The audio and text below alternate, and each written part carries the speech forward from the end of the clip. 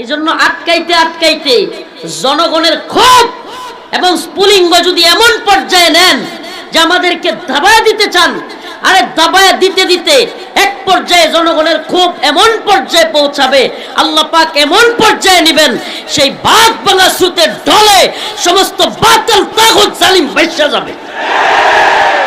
আমাকে আপনার 4টায় গেটে নিয়ে আসা হয়েছে। মানে আমাদের জেলখানাগুলোতে অনেক বড় বিস্তৃত জায়গা থাকে, তো জেলখানা থেকে গেট পর্যন্ত অনেক জায়গায় এমন আছে প্রায় 1 কিলো, অনেক বড় জায়গা, ভিতরে আধা কিলোমিটার দূরে কিংবা 1 কিলোমিটার দূরে থাকে মানুষ মেন গেট থেকে। তো আমাকে 4টার দিকে মেন গেটে নিয়ে আসছে। আসার পরে বলতেছে, হুজুর আসরের নামাজের পরপর। আমি তো ভাবছি যে ছেড়েই দিবে, যেহেতু এতদিন পরে গেটে নিয়ে আসছে, ছেড়ে দেওয়ার জন্য কাপড় চোপড়ও নিয়ে আসছি, বাইরে হয়ে যাব। কিন্তু বলতেছে, হুজুর একটু ক্লিয়ারেন্সের সমস্যা আছে, বিভিন্ন সংস্থার কি ক্লিয়ারেন্সের সমস্যা আছে। আসলে এটা অনেকেই বুঝবেন না।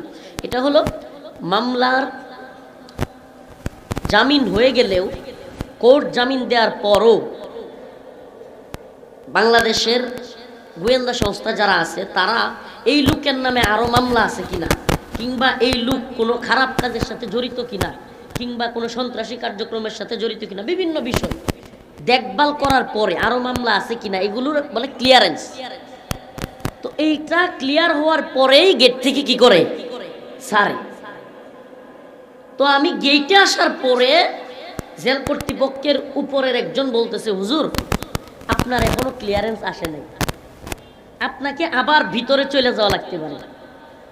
বলেন এই সময়ে 32 মাস পর জানি সামনে আমার ভাই আছে, মামা আছে, আমার মা আছে, গেটের সামনে আমার অনেকেই দাঁড়ায় আছে, কতদিন পরে আশা নিয়া 32 মাস পরে বাইর হচ্ছে সন্তান, এই অবস্থায় আবার ফিরে যাওয়া লাগবে। এটা শোনার পরে কি হালত হইতে পারে, কি হালত হইতে পারে। মাগরিবের নামাজের সময় হয়েছে, আমি কি করবো, আমাদের তো আর জায়গা নাই, একটাই জায়গা। কয়টা? আমাদের তো আর জায়গা নাই, একটাই জায়গা। এই যে এই আয়াতের সাথে মিলাই দিচ্ছি কথাটা, এই আমি ঘটনা বলার জন্য না, যেহেতু মনে আসলো।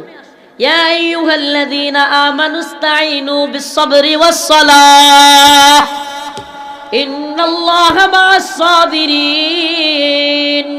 ওয়াল্লাহি বিল্লাহি তাল্লাহি, ওই দিন গেটে আমি এই 2টারই আলামত পাইছি,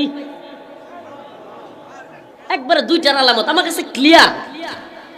আমি মাগরিবের নামাজ পড়তে আমি বলছি, আচ্ছা ঠিক আছে, তাহলে দেরি যেহেতু হবে, আমি বলতেছি তাহলে দিয়া দিতে হইলে তো দিয়া দিবেন, কিছু করার নাই, কিন্তু টেনশন লাগতেছে আজকেও যদি আমি বাড়িতে না পারি, কারণ আমার কিন্তু হাইকোর্টে জামিন হয়েছে, সরি নিম্ন আদালতে জামিন হয়েছে, বাতিল হয়েছে, হাইকোর্টে জামিন হয়েছে, বাতিল হয়েছে, সুপ্রিম কোর্টেও আমার জামিন বাতিল হয়েছে।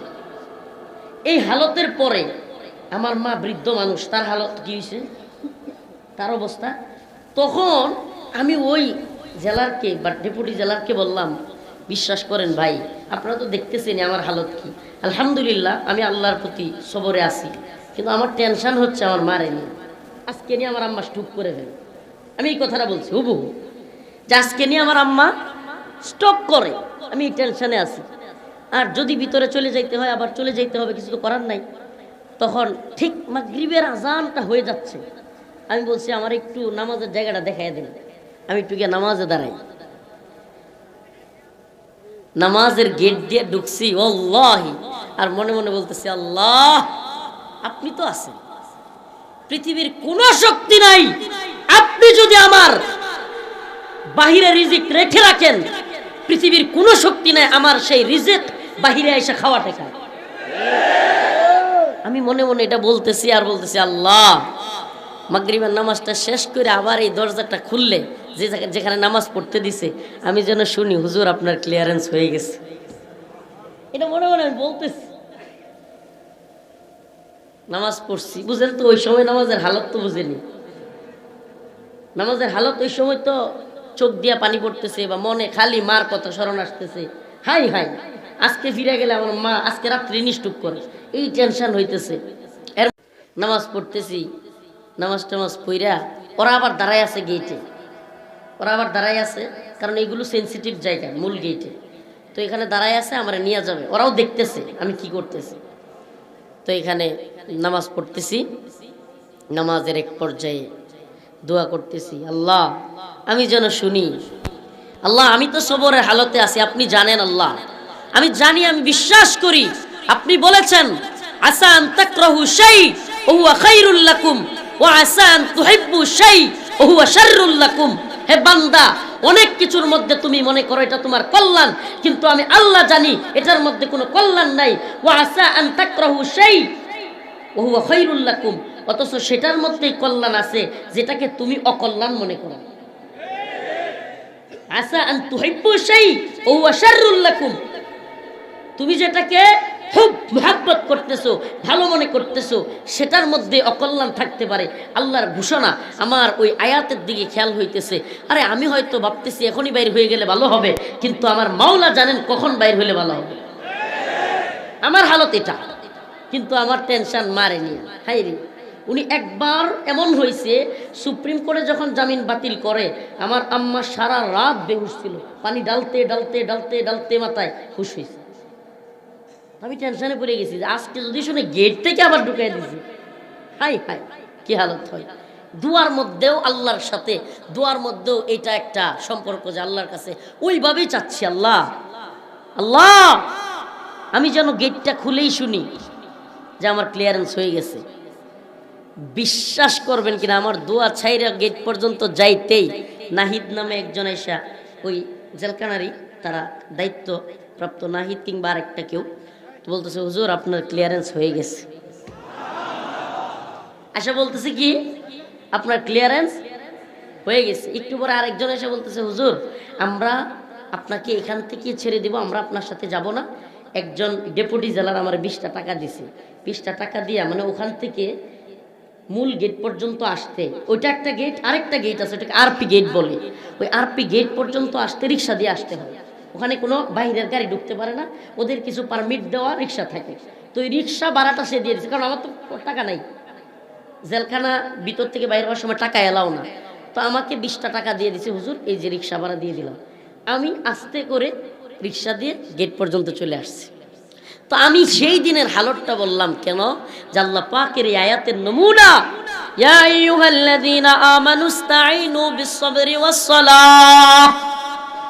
আর আমরা যখন এই হালতগুলোর কথা বলি বা বিভিন্ন রিমান্ডের অবস্থার কথা, আমরা না, আমি বলি নাই, আমি অনেক প্রোগ্রামে বলিই নাই, কিন্তু অনেক আলেমরা বলে এইগুলো নিয়ে যারা ট্রল করে কিংবা এইগুলো নিয়ে করে, এরা আসলে বাতিলদেরকে খুশি করে।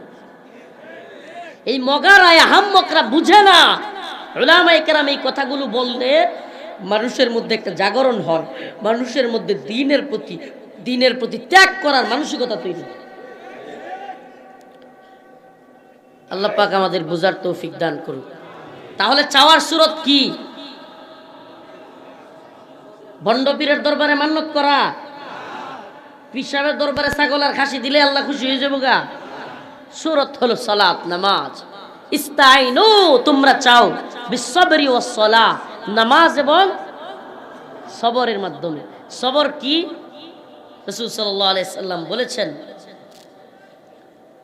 হাদিসের মধ্যে এসেছে, মুমিনের দুটা দিকই কতই না অবাক করা। মুমিনের দুইটা বিষয় কতই না অবাক করা।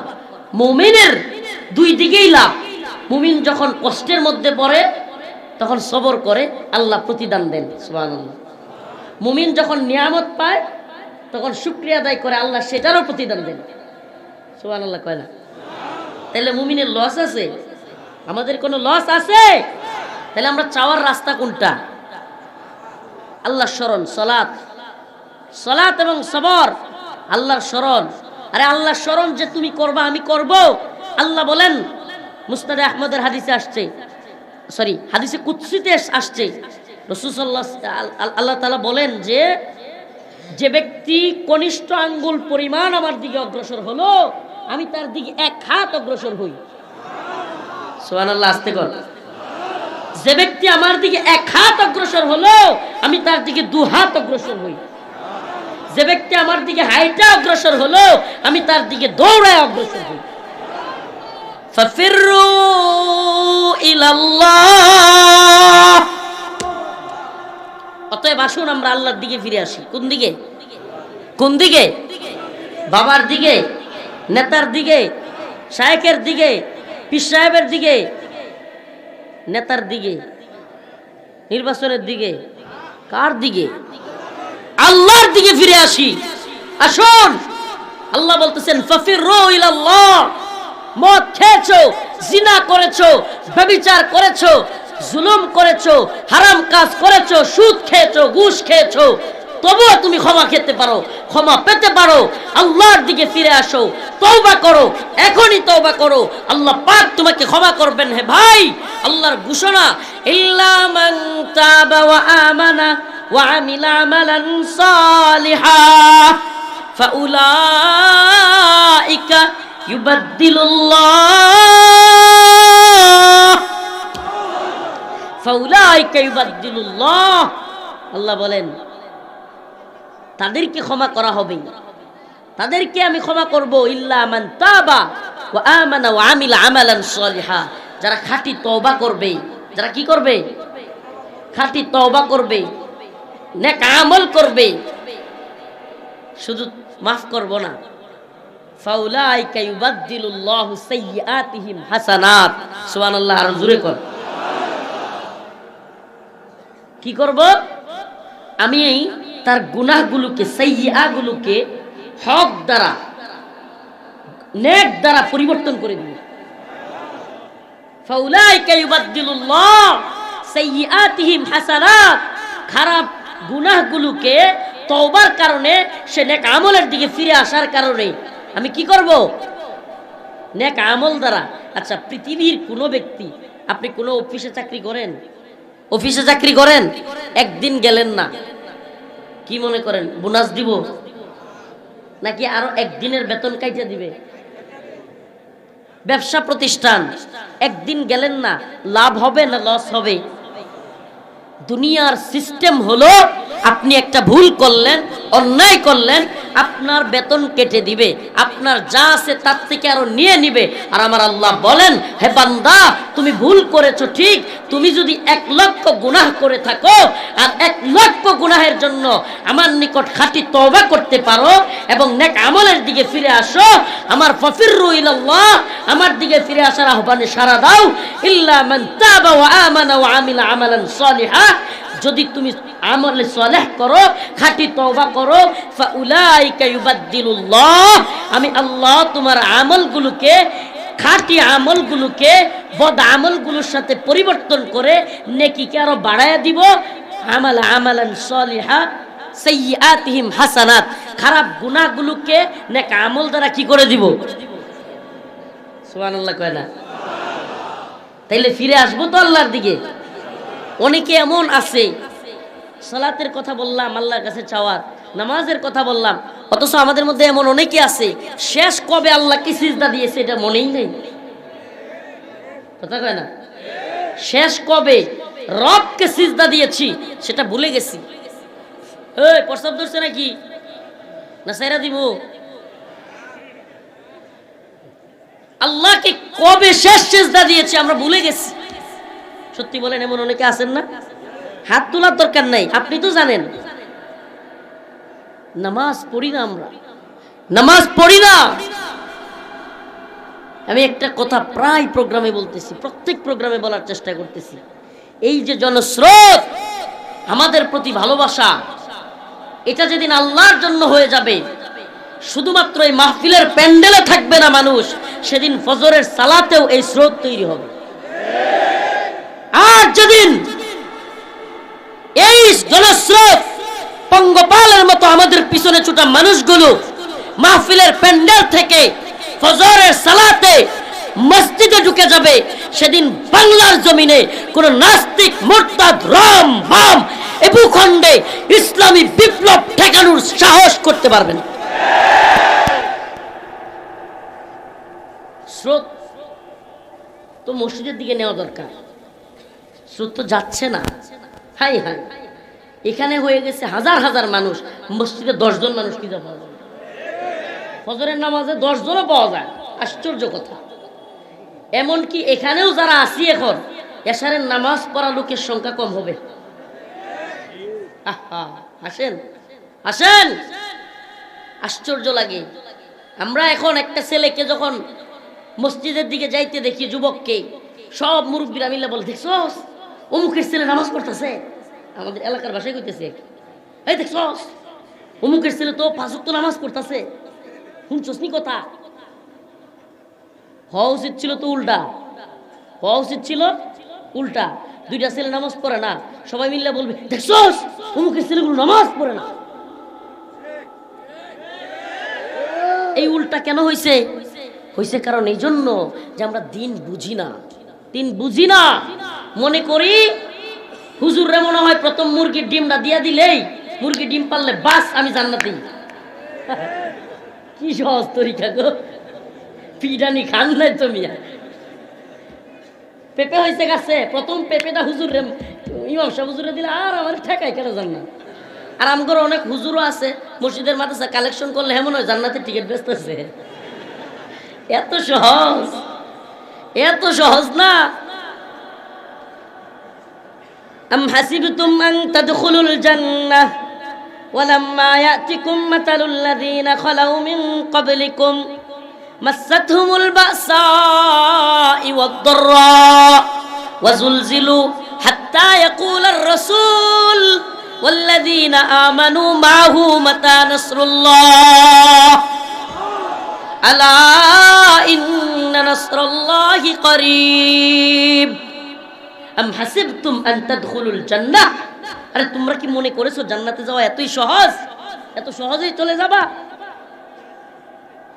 ওয়ালাম্মা ইয়াতিকুম মাতালুল লাযীনা খালাউ মিন ক্বাবলিকুম, আরে তোমাদের পূর্ববর্তীদের উপর কঠিন কঠিন পরীক্ষা নেওয়া হয়েছে। আমাদের পূর্ববর্তীদের উপর আল্লাহ বলতেছেন কি করা হয়েছে? আপনি কি কল্পনা করতে পারেন? দু জাহানের সরদার, পয়গম্বর সরদারে দু আলম মুহাম্মদ আরবি সাল্লাল্লাহু আলাইহি সাল্লাম, যিনি আল্লাহর পরে শ্রেষ্ঠ মানুষ, আল্লাহর পরে শ্রেষ্ঠ, আল্লাহ পাকের পরে যিনি কি সমস্ত সৃষ্টির মধ্যে শ্রেষ্ঠ, তার ইতিহাস কি, তার জীবনী পড়ে দেখেন। যার জন্মের আগেই পিতা মারা গেছে, জন্মের কিছুদিনের মধ্যে মা মারা গেছে। এগুলো কি পরীক্ষা মনে হয় না? আপনি আপনার দিকে তাকান, একটু আপনার বাচ্চাটার দিকে তাকান, এটার দিকে তাকায় রাসূল সাল্লাল্লাহু আলাইহি সাল্লাম একটা কল্পনা করেন। এখন বুঝবেন না, গতানুগতিক কথা শুনতে শুনতে এগুলোরে নর্মাল মনে হয়। একটু চিন্তা করেন আপনার সন্তানের দিকে নিয়ে, যে আমি আমার সন্তান জন্মের আগে কি হয়েছি, মারা গেছি। আমার বউ জন্ম দেওয়ার কয়েকদিন পরে কি হয়েছে, মারা গেছে। আবার কি হলো, যেই দাদা কিছুদিন লালন পালন করলো সেও মারা গেল, চাচা কিছুদিন লালন পালন করলো সেও কি হলো, মারা গেল। সুবহানাল্লাহ, সে মানুষ হলো সর্বশ্রেষ্ঠ মানুষ। তার মানে আল্লাহ যদি চায় তাইলে যার বাপ মা নাই, অমুক নাই, তমুক নাই, যারে কেউ দেখতারে না, এমন লোককেও আল্লাহ চাইলে পৃথিবীর শ্রেষ্ঠ বানাইতে পারে। ঠিক কি ঠিক না? বাধা দিয়া কেউ থামাইতে পারে? ল্যাংরা মশা দিয়া যে আল্লাহ নমরুদ রে সাইজ করে, হে আল্লাহ আমগরে দিয়া কি করো সাইজ করতে তো নাকি? কথা কয় না? আল্লাহ সাইজ করলে আমগর মতো আত্রাল উনারে দিও তো করতে পারে। এজন্য বলতে চাই, সবরের মাধ্যমে আমাদেরকে চাইতে হবে, নামাজের মাধ্যমে, এবং দ্বীনের জন্য ত্যাগ করার মানসিকতা রাখা লাগবে, শাহাদাতের তামান্না রাখা লাগবে, জিহাদের তামান্না রাখা লাগবে। যে ব্যক্তির অন্তরে জিহাদ করলো না, জিহাদের তামান্না রাখলো না, সে ব্যক্তি নিফাকের মৃত্যুবরণ করলো। কথা কয় না? আমার কথা না, রাসূল সাল্লাল্লাহু আলাইহি ওয়াসাল্লামের হাদিস, মান মাতা ওয়া লাম ইয়াগযু ওয়া লাম ইউহাদ্দিস নাফসাহু বিগযযিন মাতা আলা শু'বাতিন মিনান নিফাক। সুস্পষ্ট হাদিস। যে ব্যক্তি আল্লাহর পথে, আজকে দেখেন, এখন তো আগে তো আমরা কিছুদিন আগে বলতে ভয় পাইতাম, এখন যখন হামাসের বাইরা ওই আবু লাহাবের হস্তি বাহিনীর ধ্বংস যেমনে করছিল আল্লাহ পাক পাখি দিয়া, আবাবিল পাখি দিয়া, হামাসের বাইরা যখন আবাবিল পাখির মতো প্যারাশুট থেকে নাইমা নাইমা ইসরায়েলি এক একটা শয়তানরে জাহান্নামে পাঠানো শুরু করছে, এখন মুসলিমদের মধ্যে একটা জাগরণ আছে। এতদিন আয়রন ডোমের ভয়, কামানের ভয়, বিমানের ভয়, হাইরে আমেরিকার না জানি কি আছে, ইসরায়েলের না জানি কি আছে। এখন যখন 100-150 যুবক, 200-300 যুবক বা 2-4 হাজার যুবক একত্রিত হইয়া একবারে ইসরায়েলকে নাস্তানাবুদ করে দিছে, এখন বিশ্বের সমস্ত মুসলিম উম্মার যুবকরা জাগ্রত হয়েছে। হাই হাই, মুসলিম যুবকরা জাগলে তো দেই সর্বনাশ। এই জন্য বলছি এই জাগতে হবে। এই যে ঘুমাইতেছেন আর জালেমরা জুলুম করেই যাচ্ছে, ইচ্ছা করলেই মাহফিল বন্ধ করে দিতেছে, ইচ্ছা করলে স্টেজ থেকে এসে কিয়া তাইনা নিয়ে যাইতে পারতেছে। আপনার কি মনে হয় আমরা খুব ভয় পাইছি, আমাদের খুব দুর্বল, আমরা সাহস নাই, আমরা এইভাবে চুপ ছিলাম? কারণ আমরা বুঝতেছিলাম যে এখানে আমাদের পায়ের তলের মাটিটা একটু নরম, শক্ত হইতে একটু সময় লাগবে। শক্ত হোক, কায়রা নিলে আমরাও হাত ভেঙে দিব। আমাদের স্টেজ থেকে যদি আর কেড়ে নিতে চাওয়া হয় তাহলে আমরাও কাউকে ছাড় দিব না। রাজি আছেন তো ইনশাআল্লাহ? আর এদেরকেও বুঝাই আমরা দ্বীনের পথে বাধা দেওয়ার জন্য।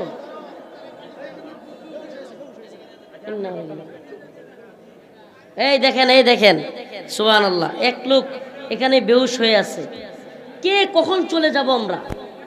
কে কখন চলে যাব? ভাই, ওনাকে দ্রুত চিকিৎসা করান, পানি দেন। বলতেছিলাম আমরা কোরআনের কথা বলি। আচ্ছা, এই যে এই পর্যন্ত কথা শুনলেন, এই তাদের একটা কন্টেন্ট পেয়ে গেছে, বাহ, ঘুরাইতেছে এদিকে। এই যে বলতেছিলাম, শুনেন, এই যে বলতেছিলাম যে আমরা এই যে এতক্ষণ সত্যিকার অর্থে কথা বলবেন, হুজুররা আছেন, এতক্ষণ যে কথা বললাম কোরআন সুন্নাহর বাহিরের কথা, হ্যাঁ, এরা আমাদেরকে তবুও সবক দিবে, হুজুর কি বলেন না বলেন, কোরআন হাদিস থেকে বলেন। এরা যদি জিজ্ঞাসা করেন, হয় বেটা কোরআন হাদিসের আয়াত কয়টা কয়, কোরআনের আয়াত কয়টা কই যেত না, বুখারী শরীফে হাদিস কতগুলো কই যেত না, কইতে পারবো? সে কি করতে আসে? আমি বলি বাবা, যে কেউ কোরআনের মাহফিল বাধা দিতে আসে কিংবা কোরআনের মাহফিলকে বাধাগ্রস্ত করতে আসে, তাদেরকে বলি, দেখেন, কোরআনের কথা বললে আপনার গায়ে যদি জ্বালা পোড়া ধরে তাহলে বুঝবেন আপনার শরীরে রোগ আছে। মলমটা আপনি আপনার গায়ে লাগান, হুজুরের জবানে লাগাইতে আসেন। বিশ্বাস করেন, হুজুরের জবানে লাগাইতে আসলে বেশি দিন এই হাত দিয়া মলম লাগাইতে পারবেন না। আল্লাহ পাক এই হাতকে ধ্বংস করে দিবে। আবুল আহাবের হস্তি বাহিনী টিকে নাই, কথা কয় না, ঠিকছে? আবুল আহাবের হস্তি বাহিনী টিকে নাই। উতবা, শাইবা, আবু জাহেলদের বাধা টিকে নাই, নমরুদের বাধা টিকে নাই, ফিরাউনের বাধা টিকে নাই। মুসা আলাইহিস সালাম এগিয়ে গিয়েছেন, ইব্রাহিম আলাইহিস সালাম এগিয়ে গিয়েছেন, মুহাম্মদ আরবি এগিয়ে গিয়েছেন, আরো যত বাতিল তাগুত বাধা দিয়েছে। দ্বীনকে বিজয়ী করার জন্য আল্লাহ পাক যুগে যুগে পয়গম্বর আলাইহিস সালাম কিংবা যুগে যুগে আল্লাহ পাক তার প্রতিনিধি পাঠিয়েছেন। আমরা ইতিহাস জানি না, ইতিহাস পড়ি না। আমাদের ইতিহাস যখন সমস্ত মুসলিমদের নাস্তানাবুদ করা হচ্ছিল, আপনারা মঙ্গোলদের ইতিহাস পড়ছেন, তাতারিদের ইতিহাস জানেন? মঙ্গোল তাতারিরা ছিল ভয়ঙ্কর। এরা এত ভয়ঙ্কর ছিল, বর্তমান ইরাকের রাজধানী বাগদাদ, আর কথা বলিয়েন না, ওনারা নিয়ে যান, ইরাকের রাজধানী বাগদাদকে ধ্বংস করে দিয়েছিল। এক সময় মুসলিমদের সবচাইতে বেশি আকর্ষণের জায়গা, মুসলিমদের সবচাইতে বেশি ইলমের জায়গা, ইলমের মার্কাজ, সেই বাগদাদকে মাটির সাথে মিশিয়ে দিয়েছিল ওই হালাকুকার চেঙ্গিস খানের বংশধররা। এই মঙ্গল তাতারিরা এমন অজেয় ছিল যাদেরকে কেউ পরাজিত করতে পারত না। ইতিহাস একটু শুনেন, ইতিহাস যারা পড়েছেন আবারও শুনেন কারগুজারি। যখন সেই মঙ্গলদের সামনে কেউ টিকতো না, সবাই ভয়ে তরতর করে কাঁপতো। মঙ্গলরা যেদিক দিয়ে যাইতো হাজার হাজার লাশ পেলে যাইতো। এমন অঞ্চল আছে লাশের গন্ধে, ওই এলাকায় জীবিত মানুষ লাশের গন্ধে মারা যাইত, এমন হালত হইতো। মঙ্গল তাতারিরা যেদিকে হালাকু খান, চেঙ্গিস খান, তার ছেলে মঙ্কে খান, আরো যেগুলো আছে, এরা যেদিকেই যাইতো সবগুলো এত বেশি মানুষকে হত্যা করত, এরা এক এক অঞ্চলকে ধ্বংসস্তূপ বানায় ফেলতো, কেউ তাদেরকে থামাইতে পারতেছিল না। সুবহানাল্লাহি ওয়া বিহামদিহি। সেই মঙ্গল তাতারি ওয়াজেও যাদের সামনে কেউ দাঁড়াবার সাহস করতো না, তাদের সামনে এক মামলুক, কৃতদাস কৃতদাস কৃতদাস, বাজারে বিক্রি হওয়া কৃতদাস, এমন এক কৃতদাস আল্লাহর ওলি সাইফুদ্দিন কুতুজ নামক ব্যক্তি। আরে আমাদের ইতিহাস পড়ো, ইতিহাস জানেন আপনারা, ইতিহাসের পাতা উল্টায় দেখেন। সেই মঙ্গল তাতারিরা যখন বীর দর্পে সমস্ত মুসলিম ভূখণ্ডকে ধ্বংস করতেছিল, চুরমার করতেছিল, আল্লাহর ওলি সাইফুদ্দিন কুতুজ কিছু ব্যক্তিকে নিয়ে, কৃতদাসদেরকে নিয়ে ওই তাতারিদের বিরুদ্ধে দাঁড়ায় গেলেন আইনে জালুতের প্রান্তরে। ইতিহাস সাক্ষী, পাহাড়ের মধ্যে লুকায় থাকলেন উনি, ওনার বাহিনী নিয়ে আরেক বাহিনীকে সামনে আগায় দিলেন। সাইফুদ্দিন কুতুজ আরেক বাহিনীকে আগায়া দিয়া বললেন, তোমরা তাদেরকে হামলা করবা, যুদ্ধ করতে থাকবা। এক পর্যায়ে হঠাৎ আমি আমার বাহিনী নিয়ে পাহাড় থেকে নাইমা ওই তাতারিদেরকে, মঙ্গলদেরকে ধ্বংস করে দিব। আল্লাহ কি কুদরত! তাতারিদেরকে মঙ্গলদেরকে যখন সাইফুদ্দিন কুতুজ রহিমাহুল্লাহর পাঠানো সেই অগ্রগামী বাহিনী আক্রমণ করলো, মঙ্গলরা খেপে গিয়া এদের উপর ভয়ঙ্কর হামলা করলো। এমন পর্যায়ে যুদ্ধ যখন বিশাল এক পরিস্থিতি তৈরি হলো, এমন পর্যায়ে যুদ্ধের কৌশল হিসেবে পাহাড় থেকে সাইফুদ্দিন কুতুজ রহিমাহুল্লাহ নেমে আসলেন তার বাহিনী নিয়ে। নামার পর যুদ্ধ আরো ভয়ঙ্কর হয়ে গেল। আর মঙ্গল তাতারিরা দেখলো দুদিক থেকে আমাদেরকে ঘিরে ফেলছে। আপনারা একটা বিড়াল আর কুকুরের কাহিনী দেখলেই বুঝবেন। কুকুর যখন বিড়ালকে দৌড়াইতে দৌড়াইতে একটা জায়গায় গিয়ে আটকায় দেয়, তখন দেখবেন বিড়াল ভয়ঙ্কর হয়ে যায়, কুকুরের উপর কি করে? আক্রমণ করে। সেইম ভাবে ওই মঙ্গল কুকুরের দল যখন দেখলো একদিক থেকে সাইফুদ্দিন কুতুজ রহিমাহুল্লাহ আক্রমণ করেছে, আরেক দিক থেকে ওনার আরেক বাহিনী ওটাও আক্রমণ করেছে, তখন তারা মাঝখানে পড়ে গিয়ে একেবারে অ্যাটাক, অল আউট অ্যাটাক যেটাকে বলে, সম্পূর্ণ ঝাঁপায়া পড়লো তারা। এক পর্যায়ে মুসলিমদের সাথে ভয়ঙ্কর এক যুদ্ধ লেগে গেল। সেই সময় হঠাৎ করে সাইফুদ্দিন কুতুজ নিজের মাথা থেকে, যুদ্ধের ময়দানে আগের দিনে তলোয়ার, ডাল তলোয়ারের যুদ্ধের মধ্যে শিরস্ত্রাণ থাকতো, লোহার কি থাকতো? টুপি, লোহার এক ধরনের টুপি থাকতো। সেই টুপি এটা ছিল নিজেকে সেভ করার এবং কেউ যেন না চিনে, এই জন্য ছিল। সুলতানরা, বড় বড় সম্রাটরা, এটা বড় বড় যারা ছিল তারা আরো মোটা দিকে পড়তো। তো হঠাৎ করে সাইফুদ্দিন কুতুজ নিজের এই শিরস্ত্রাণ ফেলে দিলেন। ফেলে দিয়া চিৎকার করে বলতে লাগলেন, যখন দেখলেন মুসলমানরা হাইরা যাওয়ার মতো সিচুয়েশন হচ্ছে, অবস্থান হচ্ছে, মুসলমানদের অনেকে শাহাদাত বরণ করতেছে, মামলুকদের সাথে কি বলে তাতারিদের সাথে, মঙ্গলদের সাথে তাদের যুদ্ধে মুসলিমরা পরাজিত হয়ে যাবে। সুলতান সাইফুদ্দিন কুতুজ শিরস্ত্রাণটা ফেলে দিলেন। সমস্ত মুসলিমরা দেখলো, হাই হাই, সুলতান সাইফুদ্দিন কুতুজ শিরস্ত্রাণ ফেলে দিয়েছে, সর্বনাশ, ওনাকে সেভ করা দরকার।